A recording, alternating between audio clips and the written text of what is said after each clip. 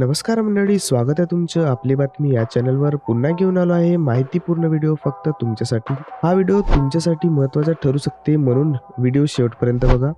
केंद्र सरकारकडून सध्या देशातील अशा नागरिकांसाठी ज्यांच्याकडे स्वतःचे पक्के घर नाही किंवा जे बेघर आहेत, अशा लोकांना PM आवास योजनेचा लाभ दिला जात आहे. या योजनेसाठी ऑनलाईन नोंदणी करून सरकारकडून दिल्या जाणाऱ्या पक्क्या घरासाठी 1,20,000 ची रक्कम प्राप्त करू शकतात.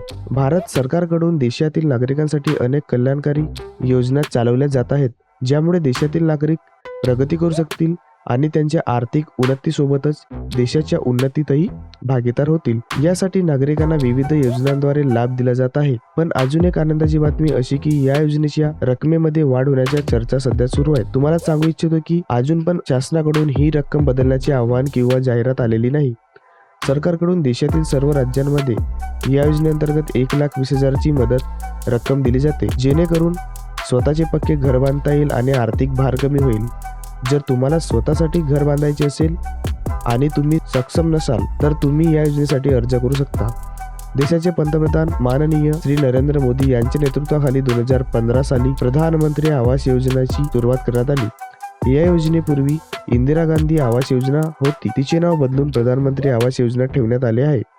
या योजनेअंतर्गत गरिबी रेषेखालील जीवन जगणाऱ्या कुटुंबांना आवास योजनेचा सुविधेचा लाभ दिला जात आहे. जे सर्व नागरिक ज्यांच्याकडे राहण्यासाठी स्वतःचे घर नाही किंवा जे अत्यंत गरिबीमध्ये जीवन जगत आहेत, अशा लोकांसाठी ही योजना खूपच उपयोगी ठरत आहे. या योजनेच्या माध्यमातून सरकारने लाखो लोकांना स्वतःचे घर बांधण्यासाठी आर्थिक मदत दिली आहे, जी थेट लाभार्थ्यांच्या बँक खात्यात ट्रान्सफर केली जाते, ज्यामुळे ते स्वतःचे पक्के घर बांधू शकतात. आता या योजनेसाठी तुम्हाला कोणकोणते आवश्यक कागदपत्रे लागतील ते एकदा बघून घ्या. सर्वात आधी तुमचा जन्माचा दाखला लागेल, दुसरा तुमचा आधार कार्ड लागेल, तिसरा तुमचा जात प्रमाणपत्र म्हणजेच कास्ट सर्टिफिकेट, चौथा तुमचा राशन कार्ड लागेल, पाचवा तुमच्याकडे उपलब्ध असलेला मोबाईल नंबर, सहावा तुम्ही ज्या ठिकाणी राहतात त्या ठिकाणचा रहिवासी दाखला, सातवा तुमच्याकडे सक्रिय असलेला बँक खात्याची पासबुक आणि आठवा म्हणजे शेवटचा तुमची पासपोर्ट साईज फोटो.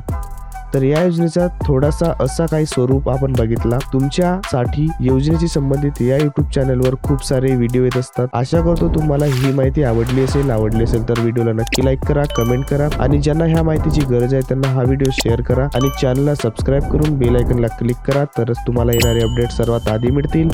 धन्यवाद.